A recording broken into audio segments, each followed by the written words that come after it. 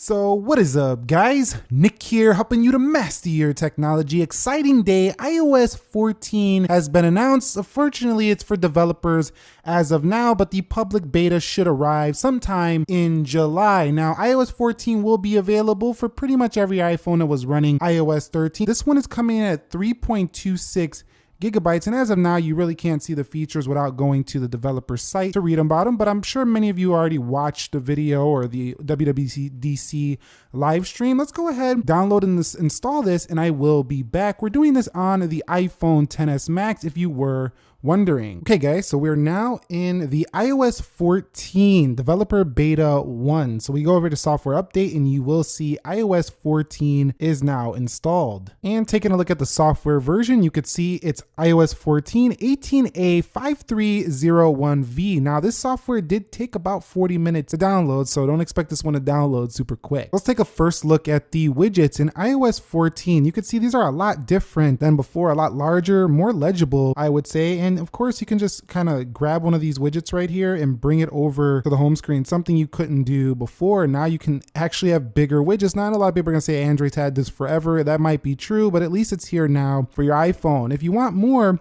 you're just gonna go ahead, hit edit home screen here. You see that plus up in the left icon? You can go ahead and add more things within here. Like how about batteries, for example? We'll add the battery widget right there, and you could see more information on any home screen at a glance. Now, one thing they talked about too as well in iOS 14 is how, you can have so many applications and kind of not know where they're at. So you just see what just swiped over. We have app library now, which will definitely put all your apps in a clean folder over here, and you can kind of find everything really easily. So you got productivity, entertainment, reference and reading, and it's smart enough to know what to categorize these apps as. So this is going to be pretty neat for those of you who just don't know where certain things are on your device. So I do like this here for iOS 14. So let's take a look at just the way you would see all these app pages as well. So we're going to go ahead and go to the jiggle mode here. We'll go to edit home screen and we'll tap these dots at the bottom. You kind of see where everything is at. That's pretty nice. And you can also go ahead and kind of make one of them the main page. So we'll go ahead and hit done there, and you'll see that's what we're going to be working on there. So we'll hit OK. And then now all of our apps will just go in the app library. So if we don't want multiple pages, we could just have one that we like and then just kind of hide the other ones. We'll go to edit home screen and we'll tap the dots down here, and we could bring them back as well if we do want more apps on our home screen. I think this is going to be great for people who like to keep their phone very minimal. Expanding a little bit more on widgets, there's just a lot of them that are going to be available here for you, but there's one in particular you might want to know about, and that's the Smart Stack, because the Smart Stack is a widget you can place on the home screen and kind of see essentially things that you would most often look at throughout the day, like the news or what's going on in your calendar or messages, stuff like that. That's where the Smart Stack is really going to come into play for you here with iOS 14. So we'll go ahead and get this off of the home screen for now, but the Smart Stacks is a great new feature. Now, considering we're already looking at the weather widget here, let's go inside and see the differences here. So there's more of a minute by minute forecast. You can kind of see when the drizzle is going to start. It's actually going to rain here today, so that works perfect for this example. But you can see right here, it'll show a little bit more of the air quality. It's just a slightly updated but more in-depth weather application here on iOS 14. So another new thing with iOS is calls. So let's say you're reading a news article, for example, in Apple News, and somebody does want to call you.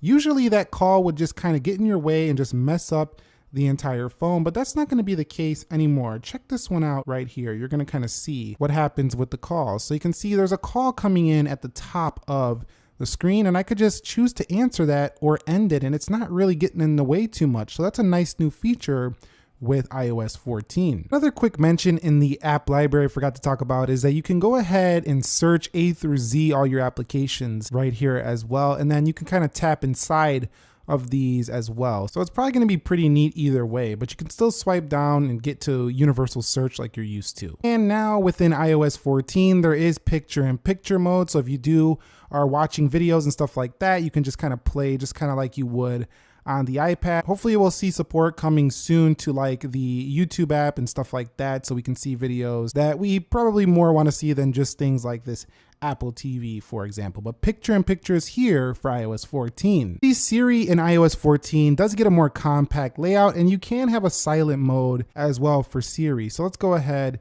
and hold down, you can kind of see that she does show a little compact mode right there. Now that could be especially useful if you are in the browser, for example, reading an article and you want to just say, take a note of something, but you don't want to lose that place you're in. You can see Siri is a little bit less obtrusive and in your way, whereas before it would take up the whole screen. Within iMessage, there are a few new features, including pinned conversations, inline replies, as well as mentions where, like, if somebody's talking within a conversation, their name will highlight when you're trying to talk to that person. It's going to be very useful in groups.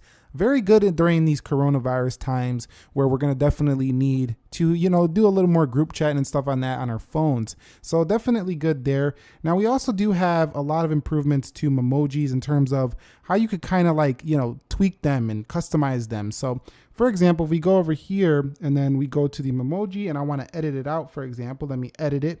We can go over here to headwear. And you can see there's now a mask here within the memoji. So just a lot more styling you can do to your face, as well as just making it look more realistic and more like your personality here with memoji. So lots of updates here to the iMessage. We'll cover this more in depth as it does get more feature packed as the betas do go along. Within Apple Maps, there are going to be quite a few new updates here, and they come in the way of EV routing, cycling directions, and also there's going to be more guides for like when you're traveling places. So right now though, the cycling directions are only going to be available in certain cities. As time goes on, it will expand, as well as the guides are going to be working on that throughout the beta. So you'll see more things popping up, but the maps is looking promising. I can't wait to see how this improves going forward. Here is Apple's new Translate application right here for iOS 14. This has been a long time coming, and now you have the ability to translate even offline with this application. And not all languages, of course, are going to be supported. You can also share audio recordings as well, but not all languages are going to be supported right away.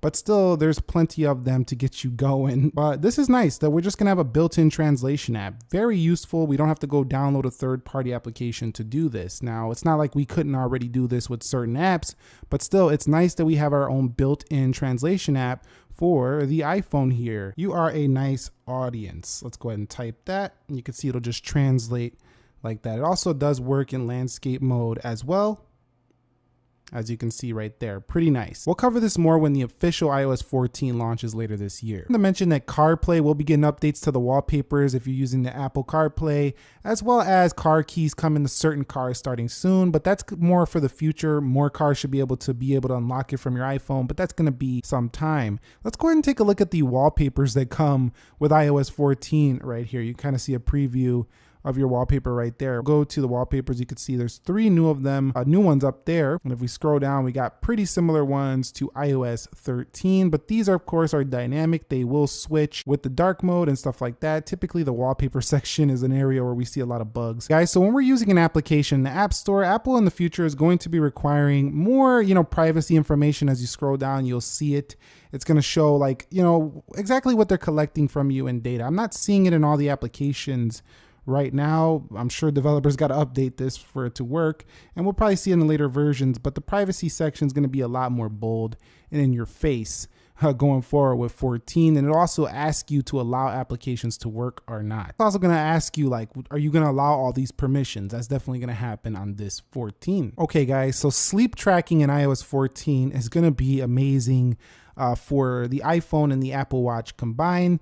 I don't have no data right now, but it will be definitely something you want to look into, especially if you do have the Apple Watch, because you're going to be able to use sleep mode, wind down, and set up your own sleep schedules and really kind of let those two devices work in sync to really nail down and get your sleep right. So in 14, thumbs up, sleep tracking comes to the Apple Watch in a better way than ever before, and it will combine with your iPhone for a much better and more in-depth experience with sleep here. So keep this in mind. This is going to be crucial to good health, especially if you do like to track your sleep. I mean, I've always loved to do this, and I'm very excited to see how this goes with the new Apple Watch. So major improvements here in 14. So if you guys use AirPods, automatic switching between, different devices is going to be very easy on 14. It's automatically going to detect the AirPods on this phone, and you switch to the Mac, it'll automatically detect them there, as well as the iPad. So just the experience with using the AirPods with your iPhone is going to be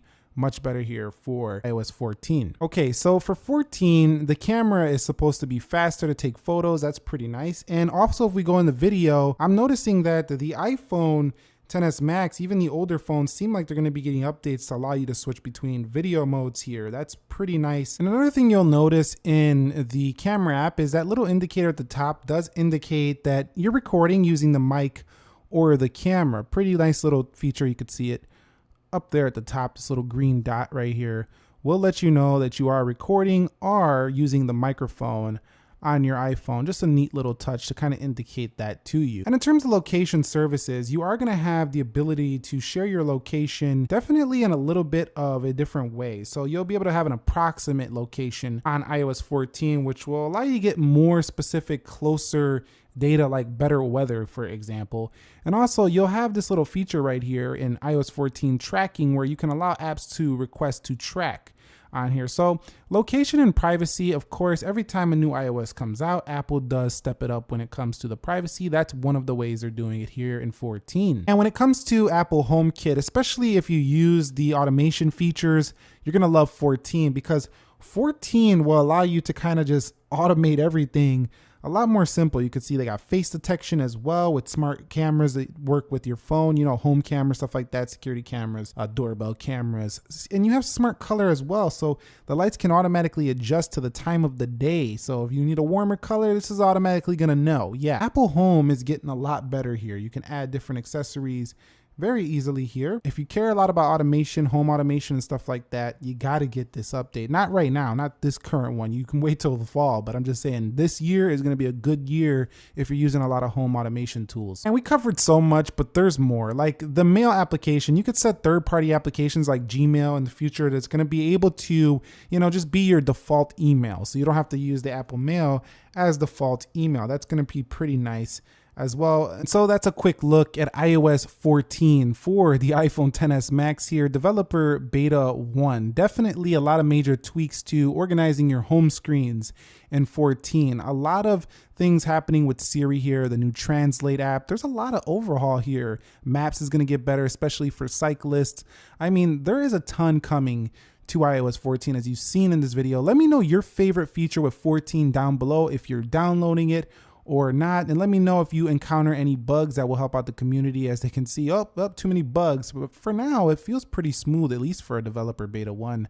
I'm shocked. There's really not a lot of lag right now at all. The phone is getting pretty darn hot though, so I'm gonna have to wrap the video up here. Subscribe if you haven't already. Nick here helping you to master your technology. Thank you very much for watching. Be sure to be well, stay safe, and peace.